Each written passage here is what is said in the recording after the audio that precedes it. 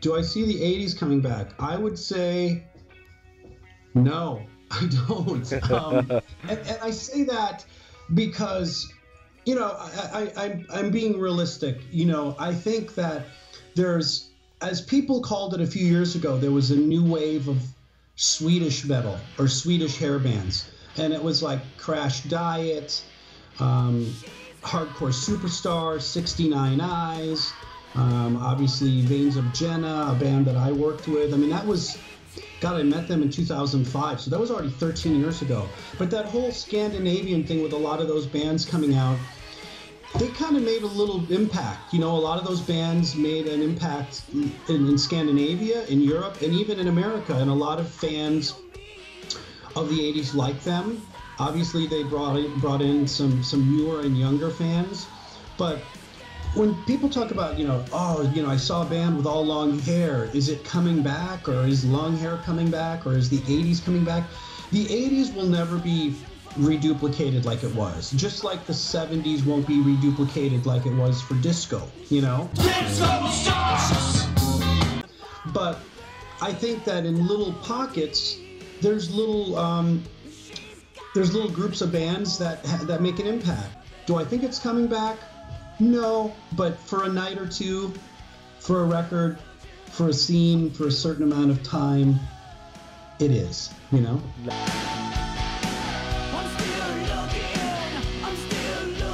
Well, it's very unique. I mean, a lot of people have already made some comments online, and a couple of websites that reviewed it were like, huh? You made this whole record, but you've never met them? I mean, because even at this point, there is musicians who live in Europe and somebody that lives here, and at one point they became friends and said, hey, I want you to play a guitar solo for me, and you can send a file, and a guitarist in Sweden can play on a drum, you know, or playing a guitar track for a drummer and a bass player that live in LA. But these are people that I've never met. I've never even had a voice conversation. I've had more verbal, you know, audio exchanges with you in 20 minutes than I did with them in 3 years. So, you know, I thought it was great. The only thing that was challenging is that I wasn't there when they wrote the music. So I didn't write any music.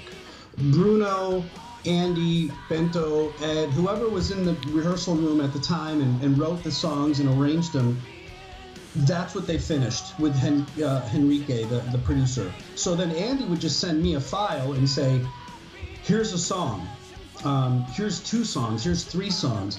And there was a couple of them in the beginning that Andy sent me, and there was actually a little bit of a scratch vocal track by, I don't even know who was singing. I don't know if it was Igor or Andy or somebody else, but there was somebody singing. The lyrics didn't sound complete. All the melody wasn't 100% there. But at one point, Andy sent me those songs and just said, I want you to, you know, will you be my singer? Will you sing on these tracks? So I at one point said, I'm interested, but I want to sing my lyric and my melody. I don't necessarily, I'm not 100% sold on what you have here.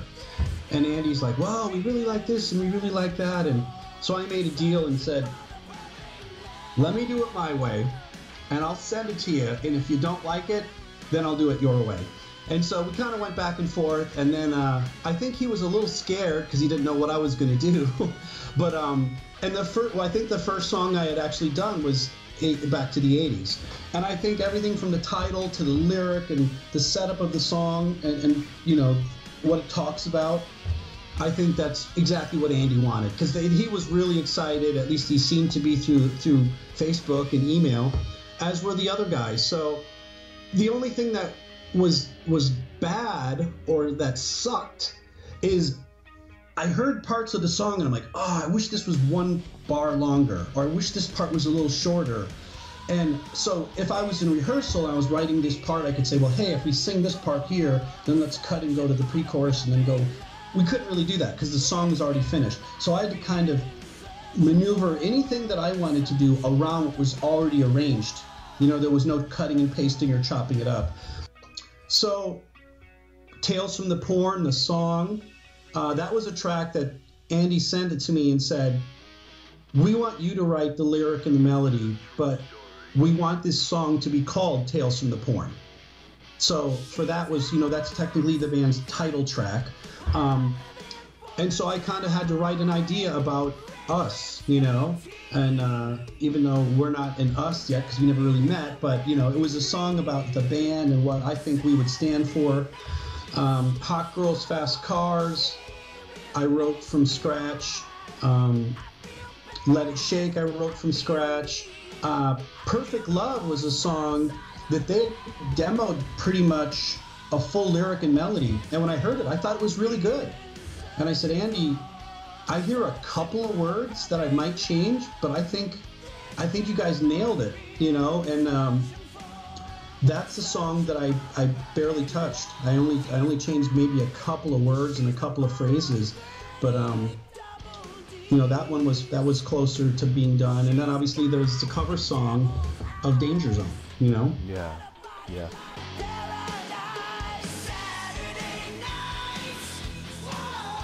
Well, you know, I've been there a couple times. I've played Manifesto, that was 2006, with the guys from Bastards, Nate and Danny Poison and Thomas, and all those guys were great.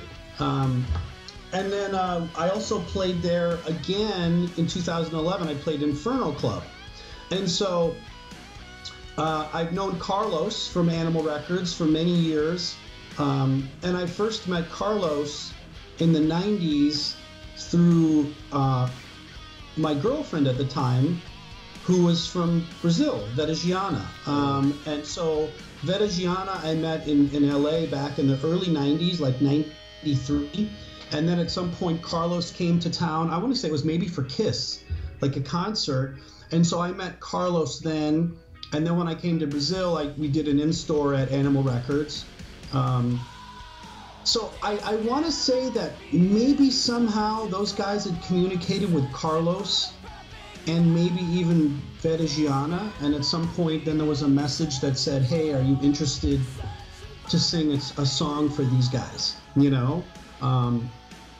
I want to say it was Carlos or Vedagiana that kind of helped connect us all, you know?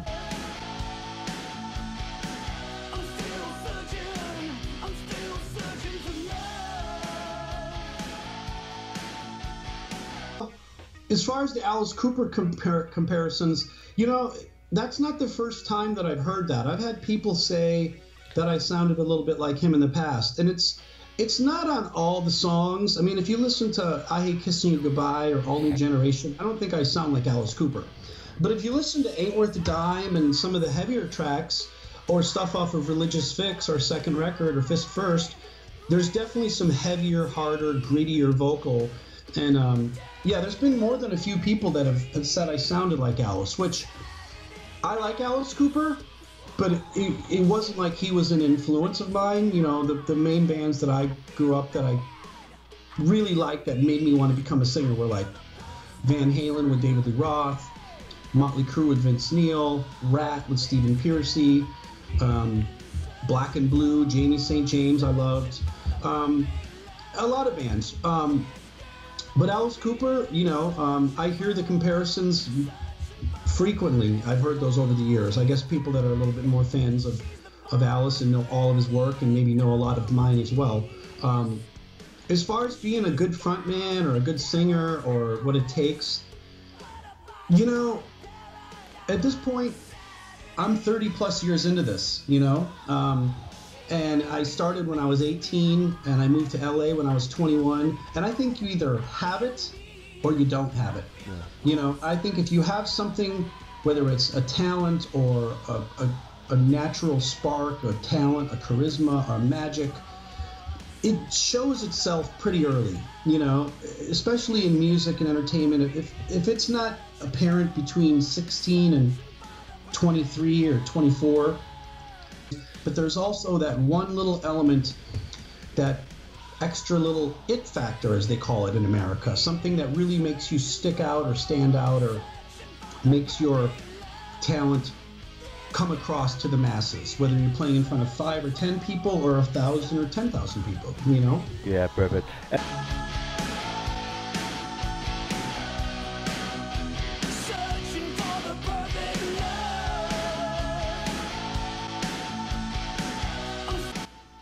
I love Brazil, and I've been in like 25 countries, and it's definitely one of my very top favorite places to visit. And I like the weather. It was always warm. That's important for me. I love the food, the people. I thought, you know, the city was just amazing in the fact that it's also so big in Sao Paulo. But I love Brazil, and I probably should be able to speak more Portuguese than I know, because I only think I know maybe 5 words, you know. Obrigada, you know. Yeah. But I loved it. I'm anxious to come back. I think this project is cool. The guys they all seem great, and hopefully this can turn into maybe an ongoing thing where I can come back maybe a couple times this year. From what I know, we're gonna play. Where's my calendar? We're gonna play Manifesto Oh, cool. on Saturday, the 7th of April. Oh, I'll be Now, there. that's what I was told by Carlos and Andy. I'm not sure that that's 100% confirmed, or if they're actually have announced it yet. But from what I was told, we're gonna play Manifesto in Sao Paulo on the 7th, and there was a possible show in is it called Curitiba? Yes. So there's a possible show in Curitiba that same weekend, and then I would come into town the week of April 1st or 2nd. We would rehearse for a few days, get to know each other, work out the set, and then play that weekend.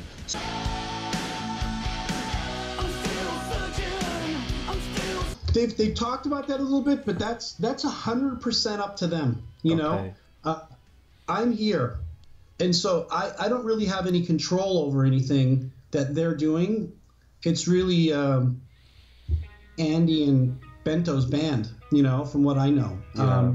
So if they want to shoot a video, or if they want to play a show, or anything that involves the whole band, they got to bring me there, you know. And sure. Obviously it's not that close, and it takes some time to coordinate that and buy me a flight and get me down there, you know. And then we could make a video and play shows and rehearse and do all that kind of stuff. But it's kind of, my hands are tied as far as being the singer in the band. I don't really make a lot of decisions on this end, other than, you know, I'm here, and get me there and we could go from there, you know. Nice.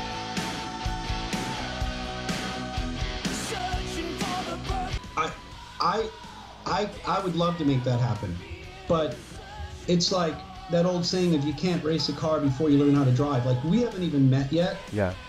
And then we got to rehearse, and then we got to do that a few times, and then play 1 live show or 2 live shows. So I think before we could even think about anything else in the U.S. or Europe or anywhere, we have to try to establish ourselves in Japan, not Japan, in Brazil first. You know, that's where the band is from.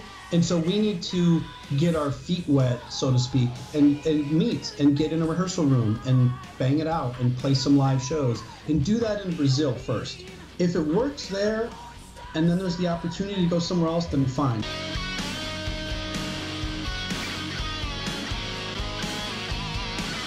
I mean, as far as I know, it was Andy's idea or somebody in the band. You know, at one point he said they were interested in doing a cover song, and I think that was the only one I ever heard mentioned. And then at one point he said they were going to do it, and they did, and they sent it. Kenny Loggins' voice is a little higher than my range usually, so it was a little challenging to sing it in the studio. But I mean, I knew that song when it was out. It wasn't a favorite, but I never didn't like it, you know. It was a cool song, you know, and singing it in the studio was fun. It came out great. I'm still searching for love. I just did 2 little trips in Europe. Last year was Shameless. In the spring, we did some shows in Germany and the Czech Republic. And then in the fall, we did some shows in Italy, in Austria, and we played the Heat Festival in Stuttgart, Germany. So that was just late last November into December. And Shameless, we put out the Filthy 7 last year, which was the 7th studio record with that band. So, I mean, those guys contacted me, like I said, in the late 90s. And 2000 was the first year I went to Germany to play with them. And now it's 2018. And You know, we've done 7 records and done shows in 10, 12, 15 countries, and we've established a good relationship with these German guys and me. I could only hope that something happens with Tales from the Poor and similar that, you know, in the next few years we could play Brazil, maybe go to Argentina or Chile or Paraguay or some other places in South America. That would be great. But one step at a time, you know. As far as Tuff, you know, Tuff's been around for, it's 30 years now, you know. Last year, believe it or not, we did not play one Tuff show the whole year.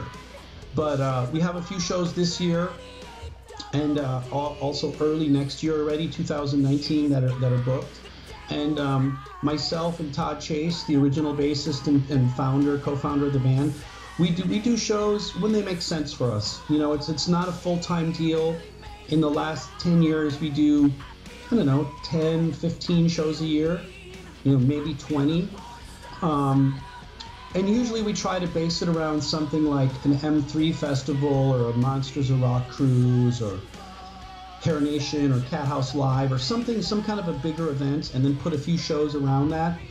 And, you know, I've continued to put out product. We put out a vinyl record a couple years ago with some classic stuff, and there's a bunch of CDs, like 10 different CDs we've released over the years. And so,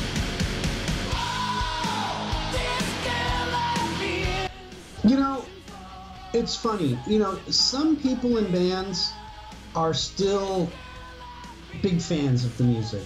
I mean, I'm a fan, but I'm not a fan of music in the way that I was 20 or 30 years ago. You know, and it's no disrespect to the bands, but I don't, like, I could tell you right now, in the last 10 years, I'll bet you I haven't went to 5 concerts. You know? Yeah. I mean, I can't even think of the last time I went to a concert, you know, other than my own. And when I go to the concerts, I'm there to work. I'm there to play and sing, meet people, sell merchandise, and promote my brand. I'm not a music junkie, you know, like when I was younger, I probably was, but the one thing that was probably, when somebody might ask in an interview, what's something that people don't know about you? Even in the early days of Tuff, I would go to bed early, and I would wake up early, and I would eat breakfast and have coffee at 7 in the morning, you know? And that's the way our drummer was too. We were very business-minded, that we were non-smoker, non-drinker, non-drug users. We were very focused on trying to build our band. And even though there's this look and sound of, hey, you're in a band, you're the singer, you have long blonde hair, and you should wear sunglasses and just walk on stage and, hey, everybody, I'm here to fucking party. It wasn't all that. You know, there's a lot of other things that you do in life and even in being in a band to try to make that day happen. And I was never somebody that dressed in black leather every day. I didn't have my hair sprayed up every day. I didn't wear a leather jacket every day. And I didn't go to a concert every day, you know? So there was some parts of me that were very normal. Yeah, you know? That's nice to know.